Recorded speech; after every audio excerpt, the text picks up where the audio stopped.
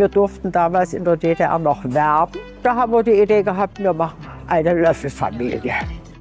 Unser Verein kümmert sich um den Erhalt dieses Denkmals und auch hat den Wiederaufbau organisiert, weil nach der Wende drohte die Werbeanlage zu verfallen. Die Giebelwand, wo die Löffelfamilie heute installiert ist, die drohte abzukippen. Deswegen musste sozusagen zuerst die Giebelwand statisch gesichert werden. Und Neontechnik hat dann in der Zeit die technischen Anlagen neu ausgestattet. Zukünftig ist die Idee, dass wir eine App, die es schon für Android gibt, weiterentwickeln, dass dann über diese Möglichkeit dann besteht, die Anlage zu nutzen. Das ist ganz einfach für Leipzig, was steht, und das zur Erhaltung dann beizutragen, das macht natürlich auch stolz.